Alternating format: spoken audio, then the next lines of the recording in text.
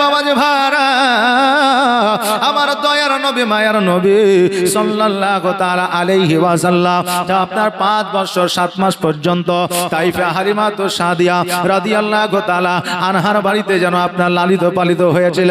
আমার দয়ার নবী মায়ার নবী সাল্লাল্লাহু তাআলা আলাইহি ওয়াসাল্লাম যখন ছাগল বকরি চড়াইতে গেলে দুইজন আল্লাহর ফেরেশতা আসিয়া আমার নবীজির গলা থেকে আপনার পেট পর্যন্ত আপনার চিরে দেওয়া হলো, কেটে দেওয়া হলো। দুধ ভাই জুমরা চিন্তা করলো, আল্লাহ আমার ভাই হয়তো আর বাঁচবে না, আমার ভাই হয়তো আর জগতের মধ্যে থাকবে না, কারণ গলা থেকে নাভি পর্যন্ত কেটে দিয়েছে। চড়তে চড়তে হালিমার কাছে গেল। হালিমার কাছে যাওয়ার পরে বলে, মা আমার দুধ ভাই আর হয়তো বেঁচে না, কারণ দুইজন মানুষ আসিয়া গলা থেকে নাভি পর্যন্ত কেটে দিল। ও গো মা আর দেরি করিও না, দেরি করিও না, জলদি করে চলো পাহাড়ের দিকে। হালিমা রাদিয়াল্লাহু তাআলা আনহা যখন এই কথা শুনলে চড়তে চড়তে পাহাড়ের দিকে যেন অগ্রসর হয়ে গেল। পাহাড়ের দিকে যখন গেলেন, যাওয়ার পরে দেখছে যেন আমার নবীজি একটা পাথরের উপরে মনটা ভারী করে যেন বসে আছে। আমার হালিমা আমার নবীজির কাছে গেলেন, যাওয়ার পরে বললেন, ও মুহাম্মদ তোমার গলা থেকে নাভি পর্যন্ত নাকি কেটে দিয়েছে? আমার নবীজি বললেন, হ্যাঁ। আমার হালিমা বললেন, কই দেখি। এবার জামাটা যখন খুলে দেখছে, আমার হালিমা বললেন, খোদার কসম করে বলি আমার নবীজির বুকে কাটা তো দূরের কথা, একটা দাগ পর্যন্ত ছিল না, একটা দাগ পর্যন্ত ছিল না।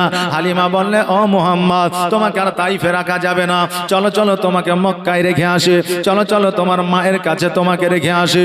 আমার নবীজি হালিমাকে বললে, মা তবে আর দেরি করা যাবে না, চলো চলো আমার মায়ের বাড়িতে চলো, কারণ সন্তানকে মায়ের কাছে নিয়ে যেতে চাইলে এমন কোন সন্তান নাই যে সন্তান খুশি হবে না। সন্তান যদি নানির বাড়িতে থাকে, যদি দাদির বাড়িতে থাকে, যদি কুটুম বাড়িতে থাকে, ওই সন্তানকে যদি বলা হয় তোমার মায়ের কাছে চলো, ওই সন্তান খুশি হবে কি হবে না? খুশি হবে। নবী আমার বলে, মা চলো চলো, কখনো নিয়ে যাবে? বলে এখনই চলো।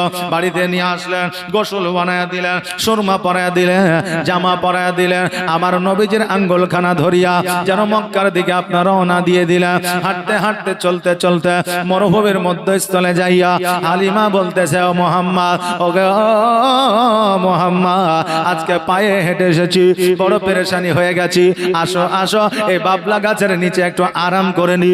আমার নবীজি বললেন, মা গো যদি তোমার আরামের প্রয়োজন হয় আরাম করো, তাতে কোনো অসুবিধা নাই। হালিমা বাবলা গাছে হেলান দিয়া চোখটা বন্ধ করে যেন আরাম করতেছে, যেন বাবা একটু ঘুম চলে এসেছে। আমার নবীজি ডান দিকে তাকায়, বাম দিকে তাকায়, সামনে তাকায়, পিছনে তাকায়, চতুর্দিকে তাকায়, দেখে ফাঁকা ফাঁকা, খালি খালি, মরুভূমি মরুভূমি, ঘর নাই বাড়ি না, কিন্তু একটা জায়গায় দেখা যায় একটা পাকা দিয়ে তৈরি করা ছোট্ট একটা ঘর রয়েছে। আমার নবীজি চিন্তা করে, আল্লাহ গো এই ঘরের মধ্যে না জানি কি আছে, এখানে গ্রাম নাই, মানুষ নাই, জন নাই, কাউকে দেখা যায় না, কিন্তু একটা ঘর দেখা যায়, এই ঘরের মধ্যে না জানি কি আছে। নবী আমার গুটি গুটি পায়ে টুকটুক করে ওই ঘরের কাছে যখন পৌঁছায় গেলে, ঘরের দরওয়াজায় যেমনই হাত দেওয়া অটোমেটিক দরওয়াজা খুলে গেল, আর যেমনই দরওয়াজাটা খুলে যাওয়া, আর ওই ঘরের মধ্যে আপনার মূর্তি পূজা ছিল, সমস্ত মূর্তি পূজা গুলো যেন আমার নবীর পদতলে মুখ থুবড়ে পড়েছে। জোরে বলেন সুবহানাল্লাহ। সঙ্গে সঙ্গে আমার নবীজি যখন দেখলো যে আমার পায়ের তলে মূর্তি পূজা পড়েছে, ওই মন্দিরের পুরোহিত যেন এসে আমার নবীর হাতখানা ধরেছে। ধরার পরে বলে, এ বাচ্চা, আজকে এই মূর্তিগুলো কেন ভেঙে দিলে? আমার নবীজি বলে, শোনো গো, আজকে আমি 6 বৎসরের সন্তান, আমি এত বড় মূর্তি কেমন করে হাতে পাবো? পুরোহিত বলল, শোনো রে বাচ্চা, আজকে এই জায়গায় আর অন্য কাউকে তো দেখা যায় না, তোমাকে দেখা যায়, অতএব তুমি মূর্তি পূজাগুলো ভেঙেছ।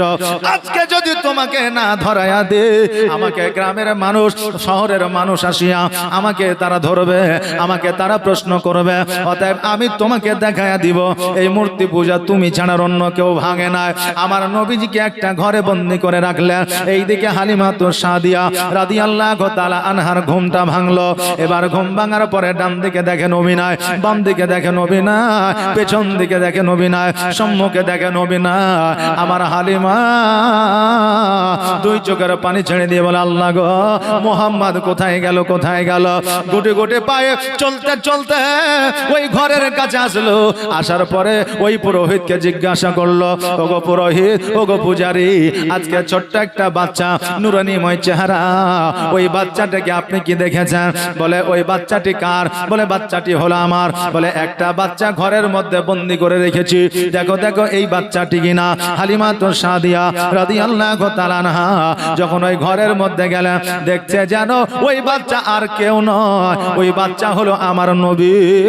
সঙ্গে সঙ্গে হালিমা আমার নবীকে জড়ায়া ধরলেন। ধরার পরে বলে, বেটা মুহাম্মদ, তুমি কি মূর্তি ভেঙেছ? নবী আমার বললেন না। পুরোহিতকে ডাক দিয়ে বলল, এ পুরোহিত, আমার মুহাম্মদ যখন বলেছে মূর্তি ভাঙে না, এই মুহাম্মদের দ্বারা মূর্তি ভাঙা সম্ভব নয়, কারণ এই মুহাম্মদ জীবনে কোনোদিন মিথ্যা বলে না। আজকে মিথ্যা বলবে এটা আমি বিশ্বাস করি না, কারণ সেই দিন তো দূরের কথা, নবীর জন্ম থেকে নিয়ে ইন্তেকাল পর্যন্ত কোন রাবী, কোন মুফাসসির, কোন মুহাদ্দিস আজও পর্যন্ত বর্ণনা করতে পারে না নবী মিথ্যা বলেছে। আজকে কেন কিয়ামত পর্যন্ত বলা সম্ভব হবে না? জোরে বলেন সুবহানাল্লাহ। হালিমা বলতেছে, পুরোহিত, আজকে এ বাচ্চা মিথ্যা বলতে পারে না, কারণ আমার দেশে, আমার এলাকায় তাইফে 6 বছর বসবাস করেছে, কেউ বলতে পারেনি মিথ্যা বলেছে। এই জন্য মুহাম্মদের নাম দিয়েছে আল আমিন। আল আমিন নাম দিয়ে আখ্যায়িত করেছে। আল আমিন শব্দের অর্থ হলো সত্যবাদী। ও পুরোহিত, আজকে এই বাচ্চাটিকে তুমি দয়া করে ছেড়ে দাও। পুরোহিত বলল, না না না, এই বাচ্চাটিকে আমার দ্বারা ছাড়া সম্ভব হবে না। এই জন্য ছাড়া সম্ভব হবে না। আজকে যদি এই বাচ্চাটিকে আমি ছেড়ে দিই, আর কালকে গ্রামের মানুষ আমাকে ছেড়ে দিবে না। হালিমা দুই চোখের পানি ছেড়ে দিয়ে বলে, ও পুরোহিত, শোনো রে, আজকে এই বাচ্চাটি আমার নিজের বাচ্চা নয়, আমি লালন পালন করার জন্য নিয়ে এসেছি। আজকে এই বাচ্চাটার যদি কিছু হয়ে যায়, আমি আব্দুল মুত্তালিবকে জবাব দিতে পারবো না।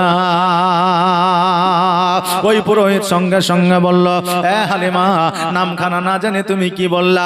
বলে, নামখানা বললাম আব্দুল মুত্তালিব। বলে, শোনো রে হালিমা, আজকে যদি নামখানা এর দাদুর নাম আব্দুল মুত্তালিব হয়, তাহলে কি এর নাম মোহাম্মদ? বলে, হ্যাঁ। বলে, এর মায়ের নাম কি? আমিনা। বলে, হ্যাঁ। বলে, এর বাবার নাম কি? আব্দুল্লাহ। বলে, হ্যাঁ।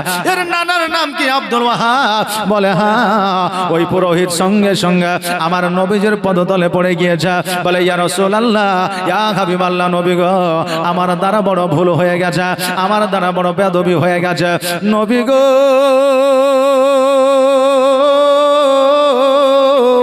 আমি তাওরাত ইনজিল জুবুরে পড়েছিলাম, শেষ পয়গম্বর এই জায়গা আসবে, মূর্তিগুলা ভাঙবে, আমি ওই জন্য এই জায়গাতে মূর্তি পূজক হয়ে আছি।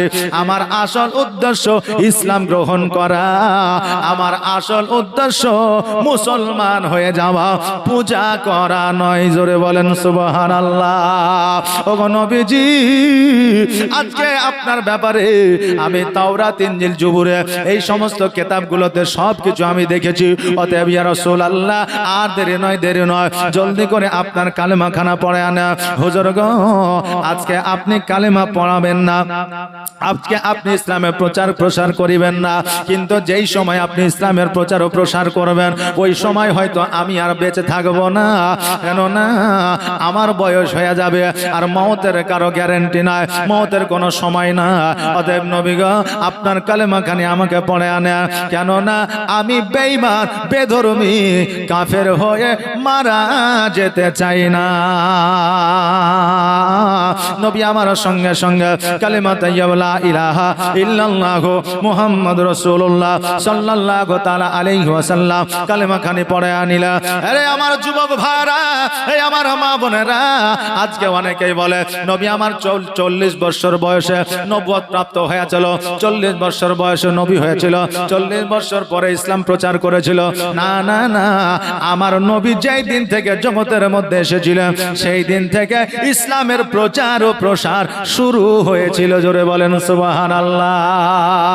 নবী আমার কালেমা খানি পড়ে আনিলেন, আর ওই পুরোহিত কালেমা খানি পড়ে নিলেন। আর পড়ে নেওয়ার পরে আমার দয়ার নবী, মায়ার নবী সাল্লাল্লাহু তাআলা আলাইহি ওয়াসাল্লামকে যেন আপনার ছেড়ে দিলেন, আর যেন বলে দিলেন, ইয়া রাসূলুল্লাহ, ইয়া হাবিবাল্লাহ, নবী গো, আমাকে সাকারাতের বিছানায় একবার দেখা দিয়ে, কবরের মধ্যে একবার দেখা দিয়ে, মিজানের মধ্যে একবার দেখা দিয়ে, পুলসিরাতে একবার দেখা দিয়ে। কারণ সেও জানে নবীর দেখা একবার যদি পেয়ে যায় তার জীবন ধন্য হয়ে যাবে। জোরে বলেন সুবহানাল্লাহ।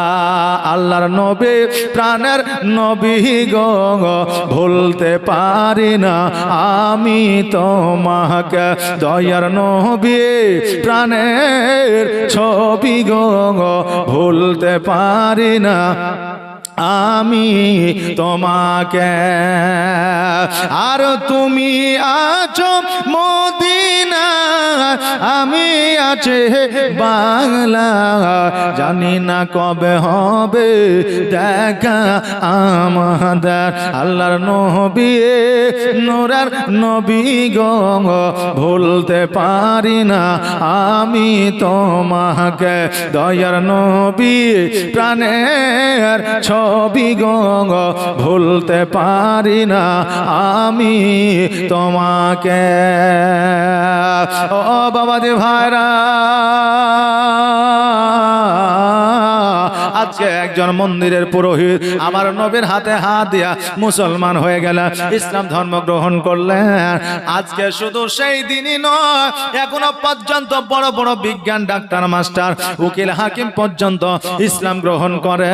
আজকে ইসলামের মধ্যে নিশ্চয়ই কিছু আছে, নইলে জ্ঞানী গুণী মানুষেরা কেন সমস্ত ধর্ম ত্যাগ করে ইসলাম ধর্ম গ্রহণ করবে? এই ইসলাম ধর্ম একমাত্র সততা ধর্ম, এই ইসলাম ধর্ম একমাত্র সত্যর ধর্ম। আজও পর্যন্ত কেউ প্রমাণ করে দিতে পারে না ইসলাম ধর্মটা সত্য ধর্ম নয়, কিয়ামত পর্যন্ত পারবে না। যদি পারতো আজকে মাইকেল জ্যাকসন ইসলাম ধর্ম গ্রহণ করতো না, আজকে সুনিতা উইলিয়ামস আপনার ইসলাম ধর্ম গ্রহণ করতো না।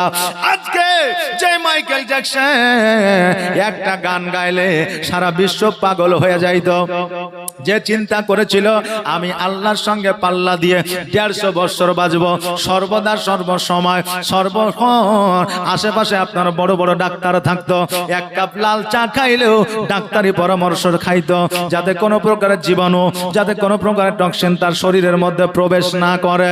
কিন্তু ওই মাইকেল জ্যাকসন 150 বছর বেঁচে ছিল না, আল্লাহর সঙ্গে পাল্লা দিয়ে তার হয় না। ওই মাইকেল জ্যাকসন শেষ পর্যন্ত ইসলাম ধর্ম গ্রহণ করেছিল। জোরে বলেন সুবহানাল্লাহ। যেই সুনিতা উইলিয়াম, যে একজন মহিলা চন্দ্রযানে গিয়েছিল, আর চন্দ্রযানে যাওয়ার পরে রাত্রি বেলায় যখন আপনার জগতের মধ্যে আপনার লক্ষ্যপাত করেছিল, জগতের মধ্যে কিছুই সে দেখতে পাইতেছিল না, শুধুমাত্র 2টা জায়গায় আলো দেখেছিল। লক্ষ্য করে যখন দেখলো ওই 2টা জায়গার অন্য কোনো জায়গা নয়, ওই 2টা জায়গার মধ্যে 1 নম্বর জায়গা হলো মদিনা, 2য় নম্বর জায়গা হলো মক্কা। জোরে বলেন সুবহানাল্লাহ। ওই মহিলা জগতের মধ্যে আসার পরে কাউকে কিছু না বলিয়া, কোনো কিছু নিয়ে রিফারেন্স না করিয়া, সর্বপ্রথম জগতে আসিয়া আমার নবীর কালেমা সে পড়েছে। জোরে বলেন সুবহানাল্লাহ। এ বাবাজি ভাইরা, আজকে মুনাফিক, আজকে মুশরিক, আজকে বেধর্মিক, আজকে আপনার কাফের, আজকে ইহুদি, আজকে নাসারা, আজকে ইসলাম ধর্ম গ্রহণ করেছে, আজকে তারা ইবাদত উপাসনা করেছে, আল্লাহকে তারা ভয় করেছে। আর আজকে আমরা মুসলমান ঘরে জন্ম নিয়েছি, আমরা আল্লাহকে তো ভয় করা দূরের কথা, মরণকে ভয় করি না। আল্লাহকে তো আমরা দেখি না, কিন্তু মওত তো আমরা দেখছি। আজকে আমার গ্রামে মোড়ল মারা গেছে, আজকে আমার গ্রামে আমার ভাই মারা গেছে, আমার প্রতিবেশী মারা গেছে, আমার নানা মারা গেছে, নানি মারা গেছে, মরণ দেখছি। আমরা সবাই জানি মরবো, বাঁচবো না, কেউ বাঁচবে না। না, মরণ হলো আপনার অপরিহার্য, মরণ গ্রহণ করতে হবে সবাই জানি। কিন্তু আমরা জগতের মধ্যে এমন কাজ করছি যে কাজ দেখলে বোঝা যাচ্ছে আমরা মরব না। আজকে যে আপনি বাড়ি করেছেন, অট্টালিকা তৈরি করেছেন, আজকে 50-60 বছর পরে যে বাস করবে সে আপনাকে চিনবে না, আর আপনিও তাকে চিনবেন না। পারবেন চিনতে?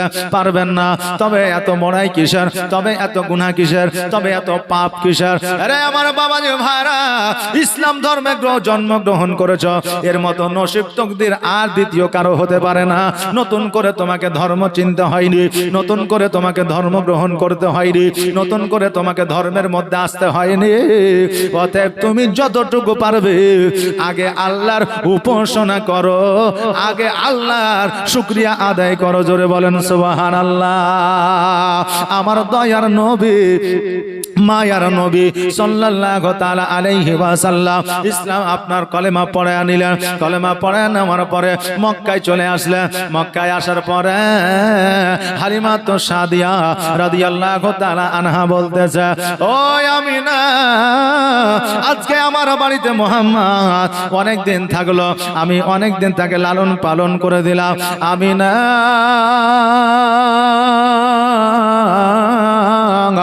আর দেরি নয়, দেরি নয়, আজকে তোমার সন্তানকে তুমি নিয়ে নাও, আজকে তোমার কোলে তোমার সন্তানকে উঠে নাও। আমি হালিমা, আমি তোমার কাছে মোহাম্মদকে দিয়ে যেতে চাই। আমি না বললাম, হালিমা, আজকে যখন আমার সন্তানকে আমাকে দিয়ে যাও, কোনো অসুবিধা না, আজকে আমার সন্তান আমার কাছে থাকো। কিন্তু হালিমা, তোমার যদি কোনো সময় মন চায়, তোমার যদি কোনো সময় মোহাম্মদকে নিয়ে যেতে ইচ্ছা হয়, তুমি নিয়ে যাবে, আমি আমিনা বাধা দিব না। জোরে বলুন সুবহানাল্লাহ। আমি আমিনা বাধা দেব না। আমার হালিমা তো সাদিয়া রাদিয়াল্লাহু তাআলা আনহা আমার নবীজিকে রেখে দিলেন। রেখে দেওয়ার পরে আমার হালিমা তাইফের দিকে রওনা হয়ে গেল। বাড়ির দিকে যেন আপনার চলতে আরম্ভ করলে দুই চোখে পানি চলে আসে, দুই চোখে পানি ঝরে যায়। হালিমা নবীর মায়া যেন ভুলতে পারে না। আমিনা রাদিয়াল্লাহু তাআলা আনহা আমার নবীজির কপালে চুম্বন করলেন, খাইতে দিলেন, খাওয়া দাওয়া করলেন। এবার খাওয়া দাওয়া করার পরে পরের দিন আমার নবীজি যেন আপনার খেলাধুলা করতে বার হয়েছে। পরের দিন আমার নবীজি বাচ্চা কাচ্চাদের সঙ্গে খেলাধুলা করতেছে। সন্ধ্যা হয়েছে, বিকেল হয়েছে, সবার আব্বা যেন সবার সন্তানকে নিয়ে যাচ্ছে, কিন্তু আমার নবীজির আব্বাকে দেখা যায় না। আমার নবীজি চিন্তা করে, আল্লাহ গো, আজকে সবার আব্বা সবাইকে কোলে উঠে নিয়ে যায়, কারো আঙুল ধরে নিয়ে যায়, কাউকে কাঁধে নিয়ে যায়, কিন্তু আজকে আমার যে 6 বছর বয়স হয়ে গেল, আমার আব্বা আমাকে তো কোনোদিন কোলে নেয় না, আমার আব্বা আমাকে তো কোনোদিন চুম্বন করে না, আমার আব্বা আমার কাছে কোনোদিন আসে না, আজকে আমার আব্বা আমার আঙুলখানা ধরে না। আল্লাহ গো, আজকে আমার মাকে গিয়ে জিজ্ঞাসা করব, মা, সবার আব্বাকে দেখা যায়, আমার আব্বা কেন দেখা যায় না? আমার নবীজি ওই জায়গা থেকে বাড়িতে গেলে, বাড়িতে যাওয়ার পরে আমার আমিনা রাদিয়াল্লাহু তাআলা আনহার আঁচলখানা আপনার ধরেছে। ধরার পরে আমার মা আমিনাকে বলতেছে, মা গো, আজকে আমি একটা তোমাকে কথা বলতে চাই। ও গো মা, বলো বলো, সেই কথার উত্তর কি আমি পাবো?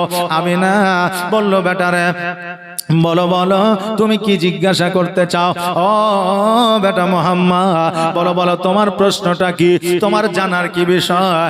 আমার নবীজি বললেন, মা, আজকে বলো গো মা, আমার আব্বা কোথায় আছে? সঙ্গে সঙ্গে আমার আমিনা রাদিয়াল্লাহু তাআলা আনহার দুই চোখে যেন আপনার পানি চলে আসলো। আমিনা আল্লাহকে ডাক দিয়ে বলে, আল্লাহ গো, আজকে আমার সন্তান যে প্রশ্ন করেছে, আজকে আমার সন্তান যেই কথা জিজ্ঞাসা করেছে, আল্লাহ আমি কেমন করে এই প্রশ্নের উত্তর দেব? আমি কেমন করে আমার সন্তানকে বলবো তোমার আব্বা জগতের মধ্যে বেঁচে নাই? আমি কেমন করে বলবো তোমার আব্বা হায়াতে জগতের মধ্যে না?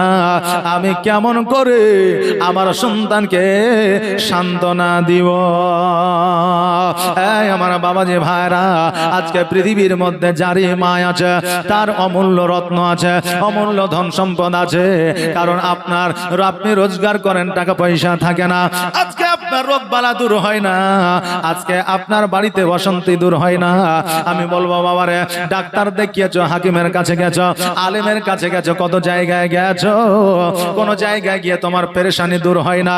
আজকে আমি বলবো তোমার মায়ের কাছে যাও, আর তোমার মায়ের আঁচলখানা ধরে তোমার সমস্ত পেরেশানি তোমার মাকে বলো। খোদার কসম করে বলি, তোমার মা যদি তোমার জন্য একবার দোয়া করে দেয়, তোমার সমস্ত পেরেশানি দূর হয়ে যাবে। কারণ মায়ের চাইতে বড় দোয়া পৃথিবীর মধ্যে আর কারো হতে পারে না। আর মায়ের চাইতে বড় শান্তি কোন গাছের ছায়া তলে পাওয়া যায় না। মায়ের আঁচলে যে শান্তি পৃথিবীর কোন জায়গায় সেই শান্তি পাবেন না। ও বাবাজি, আজকে ডাক্তার দেখালেন, হাকিম দেখালেন, ওঝা দেখালেন, গুণী দেখালেন, আলেম দেখালেন, একবার মায়ের কাছে যান আর মাকে দোয়া করতে বলে। আপনার মা যদি খাস দিলে দোয়া করে দেয়, আপনার সমস্ত পেরেশানি দূর হয়ে যাবে। জোরে বলেন সুবহানাল্লাহ। আমার নবীজি মাকে বলে, মা বলো বলো আমার আব্বা কোথায় আছে? আজ পর্যন্ত আমার আব্বা কেন আমাকে একদিন কোলে নিল না? আজ পর্যন্ত আমার আব্বা কেন আমাকে চুম্বন করলো না? আজ পর্যন্ত আমার আব্বা কেন আমার আঙুলখানা ধরে নিয়ে গেল না? আজ পর্যন্ত আমার আব্বা কেন আমার গোসলটা বানায় দিল না? ওগো মা, আজকে যতক্ষণ পর্যন্ত আব্বা কোথায় আছে না বলবা, আমি নবী তোমার আঁচল ছাড়ব না। আর শিশু নবী কেন্দে কেন্দে মায়ের কাছে কয়, বলো বলো আম্মা জান আমার আব্বা জান কোথায়? বলো বলো আম্মা জান আমার আব্বা জান কোথায়? আর সন্ধ্যা বেলায় খেলার শেষে সব ছেলেদের পিতা এসে আমার খেলার সাথী ভাইদের সঙ্গে নিয়ে যায়। বলো বলো আম্মা জান আমার আব্বা জান কোথায়? শিশু নবী কেন্দে কেন্দে মায়ের কাছে কয়, বলো বলো আম্মা জান আমার আব্বা জান কোথায়? আর ধাত্রী বাড়িতে যখন ছিলাম পিতাকে না দেখতে পেলাম। আর ধাত্রী বাড়িতে যখন ছিলাম পিতাকে না দেখতে পেলাম। আর বাড়িতে আসিয়া আমি দেখি না তাহার। বলো বলো আম্মা জান আমার আব্বা জান কোথায়? শিশু নবী কেন্দে কেন্দে মায়ের কাছে বলো বলো আম্মা জান আমার আব্বা জান কোথায়? আমিনা রাদিয়াল্লাহু তাআলা আনহা বলে, ও বেটা মুহাম্মদ, আজকে তুমি যে কথা জিজ্ঞাসা আমাকে করেছো, আমি কেমন করে তোমাকে বলবো? আজকে যে তোমাকে আমি বলবো সেই ভাষা আমি খুঁজে পাই না। আমার নবীজি বলে, মা তুমি যতক্ষণ পর্যন্ত না বলবা, যতক্ষণ পর্যন্ত আমার আব্বা কোথায় আছে না শোনাবা, আমি অতক্ষণ পর্যন্ত আমি তোমার আঁচল ছাড়বো না। আমি না দুই চোখের পানি ছেড়ে দিয়ে বলে, বেটা রে, আজকে আমি যখন তোমার আব্বার কথা বলবো তুমি সহ্য করতে পারবে না, তোমার চোখের পানি আমি সহ্য করতে পারবো না। আমার নবী বলে, মা গো বলো বলো জলদি করে বলো আমার আব্বা কোথায়? আমি না রাদিয়াল্লাহু তাআলা না দুই চোখের পানি ছেড়ে দিয়ে বলে, বেটা আজকে তোমার আব্বা মাকামে আব্বা আরাম করতেছে, কেন না তোমার আব্বা আর জগতের মধ্যে বেঁচে না, তোমার আব্বা তোমার আর গোসল বানায় দিবে না, তোমার আব্বা তোমার কপালে আর চুম্বন করবে না, তোমার আব্বা তোমাকে আর কোনোদিন কাঁধে নিবে না, আজকে তোমার আব্বা কোনোদিন কোলে নিবে না, আজকে তোমার আব্বা তোমার কাছে আর কোনোদিন আসবে না। সঙ্গে সঙ্গে আমার নবীজি দুই চোখ দিয়ে অশ্রু ঝরে যায়। আমি না আমার নবীজিকে বুকের মধ্যে জড়ায়া ধরে বলে, ও বেটা তুমি কাঁদিও না, কাঁদিও না, কারণ তোমার কান্না আমি না সহ্য করতে পারি না। কেন না? কারণ একটা বাচ্চা, একজন মা নিজের সন্তানকে যতটা ভালোবাসে পৃথিবীর কাউকে ভালোবাসে না। আর আজকে সন্তান বড় হইলে মনে হয় বাপ মায়ের চাইতে দুশমন জগতে আর কেউ নাই। এটা হয় কি হয় না? জগতের মধ্যে এখন 100-র মধ্যে 99টা ফ্যামিলিতে বাপের সঙ্গে সন্তানের মেল নাই, সন্তানের সঙ্গে বাপের মেল নাই। তাহলে বোঝা যায় যে বাপের চাইতে দুশমন ছেলের নাই, ছেলের চাইতে দুশমন বাপের নাই। বোঝা যায় কি যায় না? যাই বাবা। তাহলে যদি মহব্বত থাকতো, বাপ মা সন্তানকে যদি ভালোবাসতো, সন্তান যদি বাপ মাকে ভালোবাসতো, এইরকম সমস্যা কেন, ঝামেলা কেন? কারণ হইল আজকে বর্তমানে মহব্বত আছে, বর্তমানে সবকিছু আছে, কিন্তু আমাদের ঈমান নাই, আমল নাই, আমাদের বিশ্বাস নাই, আমাদের শ্রদ্ধা নাই, সম্মান নাই। এই জন্য আজকে আমাদের ফ্যামিলিতে শান্তি নাই। আজকে বাবা যে ভাইরা নিজের মায়ের পেটের ভাইকে ভালোবাসি না, নিজের বোনকে আমরা ভাগ বুঝা দিই না, নিজের বাপ মাকে আমরা খেতে দিই না। আর ফিলিস্তিনের মুসলমানের উপরে অত্যাচার হলে আমরা চায়ের দোকানে গিয়ে বড় বড় লেকচার দিয়ে, ফিলিস্তিনিতে মুসলমানের প্রতি অত্যাচার হয়েছে আর এরা দেখ কত ভালো মন্দ খায়া বেড়াচ্ছে, আজকে অমুক জায়গায় নবীর শানে গুস্তাকি হয়েছে আর আজকে ওরা দেখ বড় বড় বাতলিং করছে। এরকম বলনেওয়ালা চায়ের দোকানে আছে না নাই? আছে। কিন্তু আজকে তাদের খোঁজ লিয়ে দেখেন, তার নিজের মায়ের পেটের ভাইকে সে দেখতে পারে না, কথা বলে না, রাগারাগি করে, মারামারি করে। বাবজি ভাইরা, যে নিজের মায়ের পেটের ভাইকে ভালোবাসতে পারে না, তার দ্বারা ফিলিস্তিনি মুসলমানের উপরে ভালোবাসা জাগবে? হবে? হবে না। আগে নিজের ভাইকে ভালোবাসো, প্রতিবেশীকে ভালোবাসো, হ্যাঁ, গ্রামবাসীকে ভালোবাসো, তবেই অন্য দেশের মুসলমানের প্রতি তোমার ভালোবাসা জাগবে। নিজেকে তো ভালোবাসতে পারলে না, অপরকে কি করে ভালোবাসবে? বাবাজি ভাইরা, আমার মায়েরা, তাই আজকে নিজকে আগে ভালোবাসতে হবে, তবেই অপরের প্রতি ভালোবাসা জাগবে। আমাদের মধ্যে, নিজেদের মধ্যে ভালোবাসা না, মনের মধ্যে আজকে আমাদের মানসিকতা না। এই জন্য আমাদের প্রত্যেকটা ফ্যামিলিতে এখন যুদ্ধ লেগে আছে। বেরাদার, যেই দিন আমরা শরীয়তের পথে চলতে পারবো, যেই দিন পুনরায় আমরা ইসলামের পথে চলতে পারবো, সেই দিন কোন পরিবারে অশান্তি থাকবে না।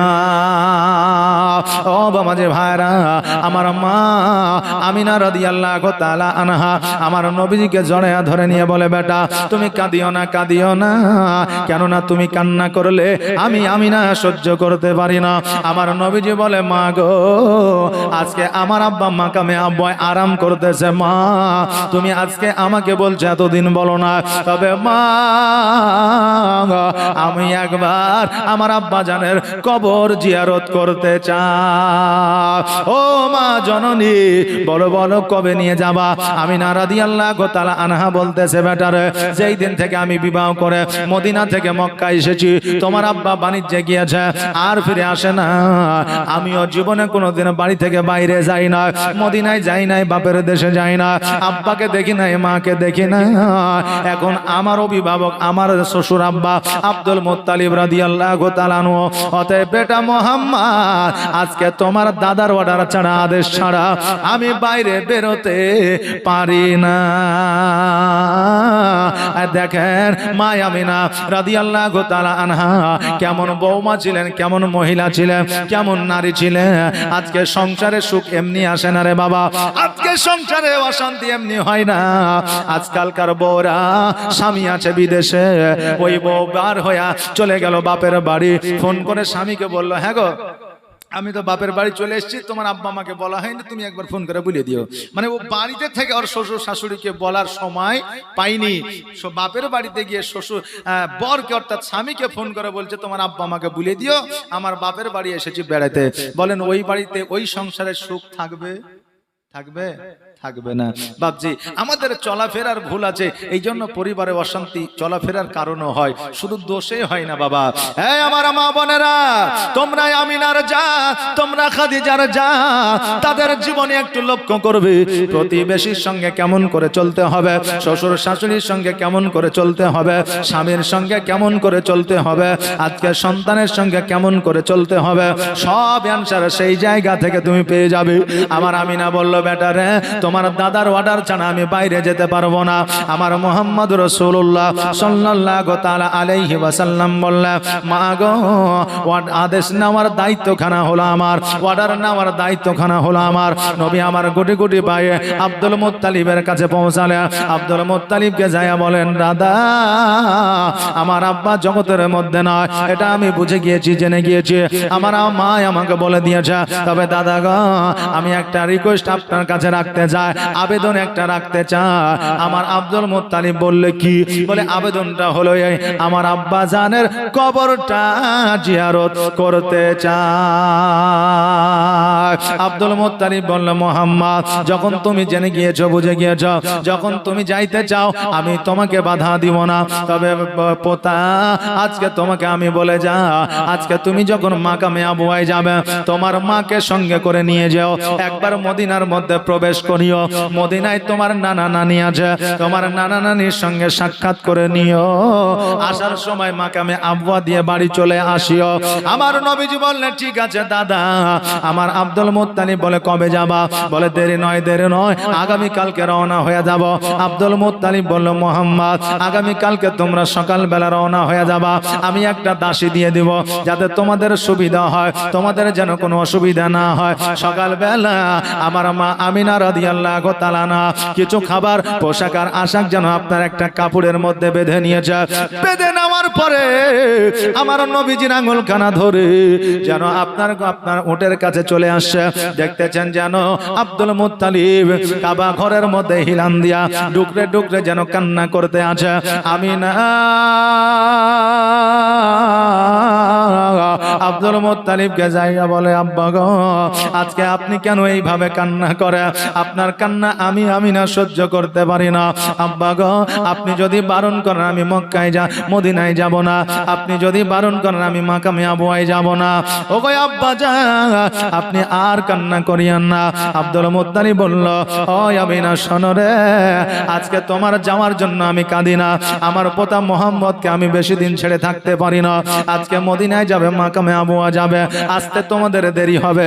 আজকে মুহাম্মদকে দেখিয়া ভাবিয়া আমি আব্দুল মুত্তালিব কাঁদতেছি, তবে আমি না তোমাকে বারণ করব না রে মা, যাও যাও মদিনায় যাও, মাকামে আবওয়ায় যাও, কিন্তু বেশি দিন দেরি তুমি করিও না। 5টা দিনের মধ্যে তুমি মক্কায় ফিরে আসো, এই 5 দিনের মধ্যে যদি মক্কায় ফিরে না আসো আমি আব্দুল মুত্তালিব আমার কি হবে আমি নিজেই জানি না। আমিনা রাদিয়াল্লাহু তাআলা আনহা বললে, আব্বা গো, আপনি যেটা বলবেন সেটাই হবে। 5 দিনের মধ্যে মক্কায় ফিরে আসব।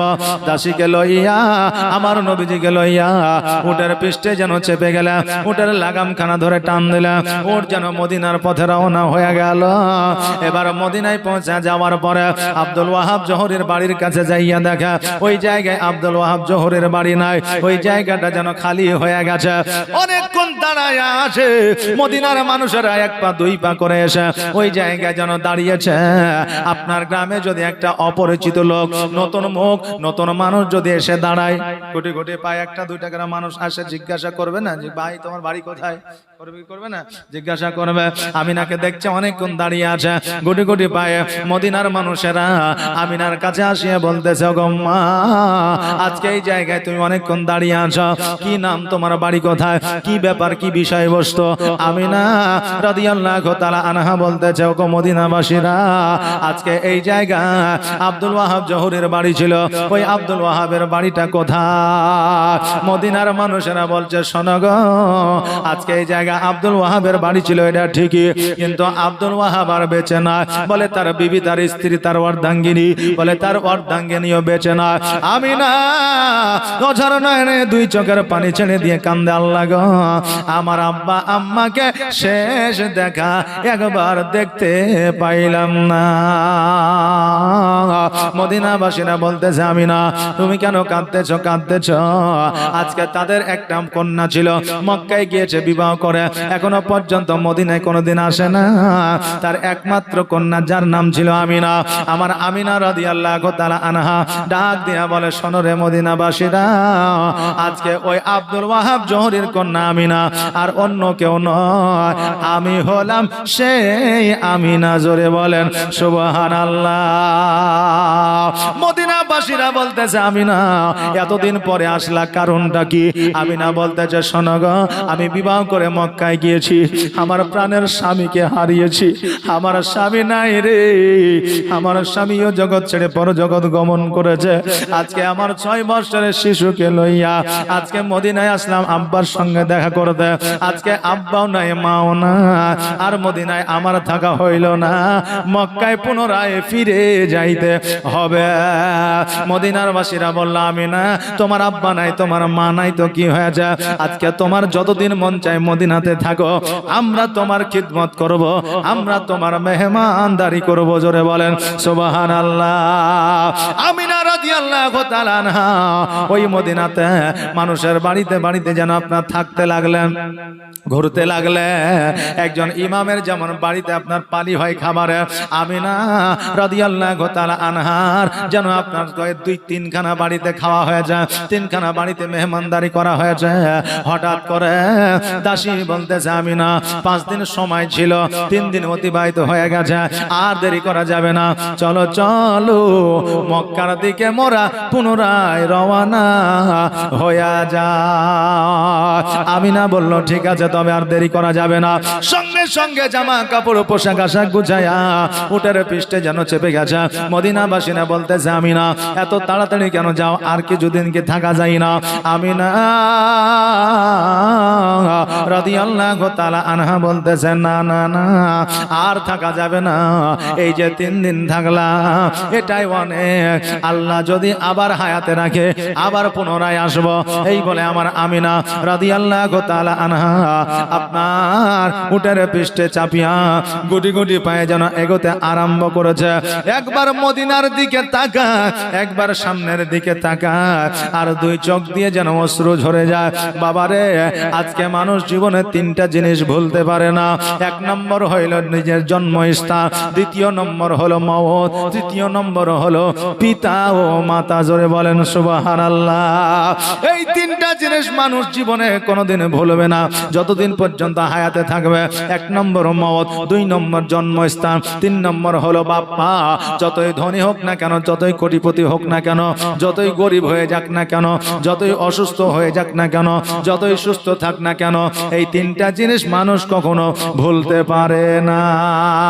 আমি না নিজের জন্মস্থান মদিনা, ওই মদিনাকে যেন ছাড়তে মন চাই না।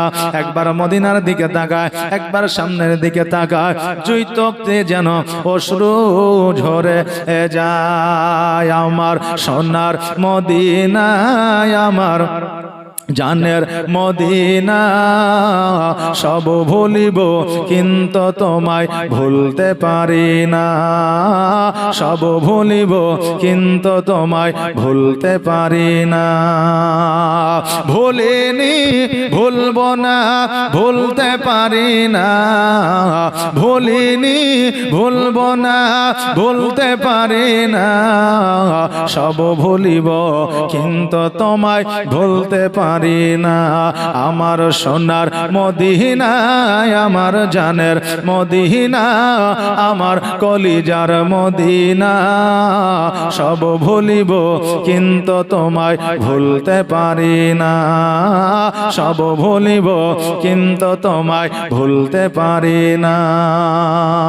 ইয়াসরিব নামে তুমি ছিলে অলক্ষণের দেশ, বড়ই মারা তোকে যে ছিল তোমার পরিবেশ। ইয়াসরিব নামে তুমি ছিলে অলক্ষণের দেশ, বড়ই মারা তোকে যে ছিল তোমার পরিবেশ। নবীর ছোঁয়া লেগে তুমি সোনার মদিনা, নবীর ছোঁয়া লেগে তুমি সোনার মদিনা।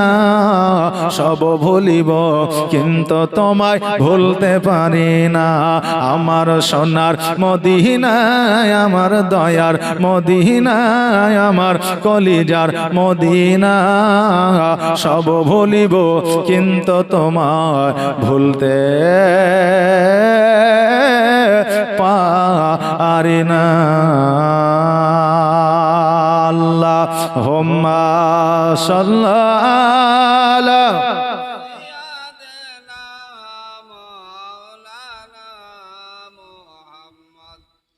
ওয়ালা আলে মাওলানা মুহাম্মদ সাল্লাল্লাহু আলা মুহাম্মাদিন সাল্লাল্লাহু মুহাম্মদ হরদম ज़बान से निकालो पाक नामे मोहम्मद हरदम ज़बान से निकालो शफियाना। আমার আমিনা একবার পেছন দিকে তাকায়, একবার সামনের দিকে তাকায়, নিজের জন্মস্থান যেন ভুলতে পারে না। আমিনা দুই চোখ দিয়ে যেন অশ্রু ঝরে যায়। আমার নবীজি বলে, মা গো তুমি কাঁদিও না, কাঁদিও না, কেননা তোমার কান্না আমি নবীজি সহ্য করতে পারি না। কিছু দূর যাওয়ার পরে ডান দিকে একটা রাস্তা, বাম দিকে একটা রাস্তা, সম্মুখে একটা রাস্তা, পেছন দিকে একটা রাস্তা। আমার মা আমিনা বলতেছে, মোহাম্মদ কোন রাস্তা হয়ে যাব বলো, কোন রাস্তা হয়ে গেলে ভালো হয়? আমার নবীজি বললে, মা আসার সময় আমরা কোন পথ ধরে এসেছিলাম? বলে আমরা ডান দিক দিয়ে এসেছিলাম। বলে মা গো চলো এবার আমরা বাম দিকে রাস্তা হয়ে যাব। এবার বাম দিকে রাস্তা হয়ে যখন চলতে আরম্ভ করলে, কিছু দূর যাওয়ার পরে দেখছে যেন ওই মাকামে আবুয়া যেন দেখা যায়। আমিনা রাদিয়াল্লাহু তাআলা আনহা আমার দয়ার নবীজিকে বলতেছে, মুহাম্মদ ওই দেখো মাকামে আবুয়া চলে এসেছি, তোমার আব্বা জানে কবরের জায়গায় চলে এসেছি, তোমার আব্বা যে জায়গায় আরাম করতেছে ওই জায়গায় চলে এসেছি। ও মুহাম্মদ চলো চলো তোমার আব্বা জানের কবরটা জিয়ারত করবে। ওনারা আবার ঘোড়া আবার উটের পৃষ্ঠে চেপে মক্কায় চলে যাব, তোমার আব্বাকে একবার দর্শন করে নাও। এই বলে গুটি গুটি পায়ে যখন মাগামে আকবর দিকে এগোতে লেগেছে, হঠাৎ করে আমিনার গায়ে যেন কোথা থেকে উড়ে যেন জ্বর চলে আসলো। আমিনা যেন কাতর হয়ে গেল। আমিনা যেন সঠিকভাবে কথা বলতে পারে না, উটের পৃষ্ঠে থেকে যেন নামতে পারে না। শরীরটা যেন আপনার গরম হয়ে গেছে, শরীরটা যেন আপনার আগুন ধরে গেছে। এবার আমিনা রাদিয়াল্লাহু তাআলা আনহা দাসীকে ডাক দিয়ে বলতেছে, দাসী রে, আমার এই কথা আমার সন্তানকে বলিও না, মুহাম্মদকে বলিও না, কারণ আমার সন্তান আমার কষ্ট সহ্য করতে পারবে না। উটের পৃষ্ঠে থেকে যখন নামতে যাচ্ছে যেন বাবা নামতে পারে না। নবী আমার বলতেছে, মা গো, তোমার কি কষ্ট হয়? কষ্ট হয়, তুমি কেন এই রকম করতে লাগলে? আমি না মনে মনে ভাবছি, আল্লাহ গো, আমি যদি আমার কষ্টের কথা আমার সন্তানকে বলে দিই, আমার সন্তান কষ্ট পাবে, আর আমার সন্তান যদি কষ্ট পায় আমি না সহ্য করতে পারবো না। আমি না বলতেছে, বেটারে, আজকে আমার কোনো কষ্ট হয় না। ও মুহাম্মদ, যাও যাও যাও, তোমার আব্বা জানের কবরটা একবার জিয়ারত করে এসো। মা কাকে বলে দেখা, নিজের কষ্ট নিজের বুকের মধ্যে চেপে রেখে দিয়ে সন্তান কষ্ট পাবে বলে সন্তানকে বলে না। আরে বাবা, যাই মা সন্তানকে শুকনা জায়গায় রাখিয়া ভিজা জায়গায় মা শুয়েছে, যেই মা 10টা টাকা গোছায় রেখেছে সন্তানকে কলেজে যাওয়ার জন্য দিয়ে দিয়েছে, যেই মা পছন্দ মতো খাবার খাইতে পারে না সন্তানকে খাওয়ায়া দিয়েছে, আজকে ওই মায়ের দিলে কষ্ট হলে সন্তান কি কষ্ট পায় না? আমার নবীজি বলতেছে, মা গো, আমি বুঝতে পারি, জানতে পারি তোমার বড় কষ্ট হয়। মা বলো বলো, তোমার কি কষ্ট হয়? আমি না বলতেছে, না না না, আমার কোনো কষ্ট হয় না। রাবি বর্ণনা করেছেন, ওই সময় যদি আমি না বলে দিত আমার বড় কষ্ট হয়, আমার নবী আল্লাহর কাছে ফরিয়াদ করে দিত। আর আমার নবী যদি আল্লাহর কাছে ফরিয়াদ করে দিত, আমার নবীর দোয়া কখনো আল্লাহ ফিরে দিত না, ওই আমিনার কোনো কষ্ট হইতো না। কিন্তু আল্লাহ তাবারাক তাআলা যা করেছে আমাদের ভালোর জন্যই করেছে। আমার আল্লাহ তাবারাক তাআলা আমিনা রাদিয়াল্লাহু তাআলা আনহাকে বাবা সবর দিয়েছে। কারণ হইল, কারণ যারা সবর ধৈর্যশালী হয় তাদেরকে তাদের সঙ্গে আমার আল্লাহ হয়ে যায়। এই জন্য আল কোরআনুল মাজিদের মধ্যে বলেছে, ইয়া আইয়ুহাল্লাযীনা আমানুস্তাঈনু বিস-সাবরি ওয়াস-সালাহ ইন্নাল্লাহা মা'আস সাবিরিন। আল্লাহ বলে, হে ঈমানদার ব্যক্তিগণ, তোমরা ধৈর্য অবলম্বন করো সালাতের মাধ্যমে। যারা ধৈর্য অবলম্বনকারী হয় আমার আল্লাহ তাদের সঙ্গী হয়ে যায়। জোরে বলেন সুবহানাল্লাহ। নবীজি বলতেছে, মা গো, আজকে তোমার যে কষ্ট আমি বুঝতে পারছি। আমার আব্বা যেইভাবে ফাঁকি দিয়ে চলে গেছে, মা তুমিও হয়তো ওইভাবে আমাকে ফাঁকি দিয়ে চলে যাবে। মা গো, আমার আব্বা জানের মতো করে তুমি আমাকে ফাঁকি দিও না। বাচ্চা ছেলে 6 বছরের সন্তান নবী আমার 2 চোখের পানি ছেড়ে দিয়ে কান্দে। আমি না সন্তানের মাথায় হাত বোলায় দিয়ে বলে, বেটা যাও যাও, তোমার আব্বা জানের কবরটা জিয়ারত করে এসো, তোমার আব্বা জানের সঙ্গে একবার কথা বলে এসো, তোমার আব্বা জানের কবরটা দর্শন করে এসো রে বাবা। আমি ততক্ষণাতে বাবলা গাছের ছায়া একটু আরাম করে নি। আমার নবীজি একবার মায়ের দিকে তাকায়, একবার আব্বা জানের কবরের দিকে তাকায়। আমার নবীজি বলতেছে, মা গো, খবরদার আমাকে ফাঁকি দিয়ে তুমি যাও না। আমার মা আমিনা আমার নবীজির মাথায় হাত বুলিয়ে দিল, বেটা রে, আজকে আমি ছাড়া তোমার কেউ না, আমি কেমন করে তোমাকে আমি ছেড়ে যাব? নবীজি আমার মায়ের মুখের দিকে তাকায়া গোটে গোটে পায়ে আব্বা জানের কবরের দিকে যেন এগোতে আরম্ভ করলে, এই দিকে আমার আল্লাহ তাবারাক তাআলা ডাক দিয়ে বলে, আজরাইল, আর দেরি করিও না, দেরি করিও না, যাও যাও যাও, দুনিয়ার মধ্যে মাকামে আবওয়ায় চলে যাও, মা আমিনার জানখানাকে কবজ করে নিয়ে আসো, আর দেরি করিও না, দেরি করিও না। হযরতে আজরাইল আলাইহিস সালাম বলে, আল্লাহ গো, নবীজির 6 মাস বয়স বয়সে তেনার আব্বা জানের জানটা কবজ করেছি, আজকে 6 বছর বয়সে আজকে আমিনার জানটা কবজ করব। আমার নবী জগতের মধ্যে বড় এতিম হয়ে যাবে, নবীজিকে খাইয়ে দেওয়ার মতো কেউ থাকবে না, নবীজিকে গোসল করিয়ে দেওয়ার মতো কেউ থাকবে না। ওগো আল্লাহ, আমার বড় কষ্ট হয়। আমার আল্লাহ ডাক দিয়ে বলে, আজরাইল আজকে শোনো শোনো, আমি আল্লাহ আমি যেটা জানি তুমি সেটা জানিও না, তুমি সেটা জানো না, অতএব আমি যেটা বলি তুমি সেটা করো। হযরতে আজরাইল আলাইহিস সালাম জগতের মধ্যে আসলেন, জগতের মধ্যে আসার পরে আমিনার সম্মুখে দাঁড়ালেন। আমিনা রাদিয়াল্লাহু তাআলা না হযরতে আজরাইল আলাইহিস সালামকে দেখার পরে বুঝে গেলেন যে আমি আর জগতের মধ্যে থাকবো না।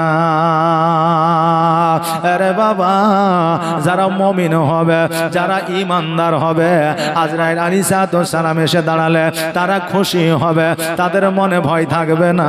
আর যারা মুমিন হবে আর যারা কমিন হবে, যারা গুনাহগার হবে, যারা পাপীকার হবে, তাদের সম্মুখে আজরাইল আসলে তারা ভয়ে তরতর করে কাঁপবে, আর তাদের কাপড় পর্যন্ত খারাপ হয়ে যাবে। প্রত্যেকটা মানুষ 40 দিন আগে মওতের খবর পেয়ে যায়, আল্লাহ সিগন্যাল দিয়ে দেয়, কিন্তু এর এক সিগন্যাল তো সবাই বোঝে না। বোঝে? এখনো বাইক চালায় না, আপনার কার চালায় না, কিছুই চালায় না, রোডে যায় না, শুধু মাঠে যায়। জি, তো এখন ওকে যদি হাই রোডে ছেড়ে দেওয়া হয়, 30-তে যদি ছেড়ে দেওয়া হয়, কোনটা ব্যাক সিগন্যাল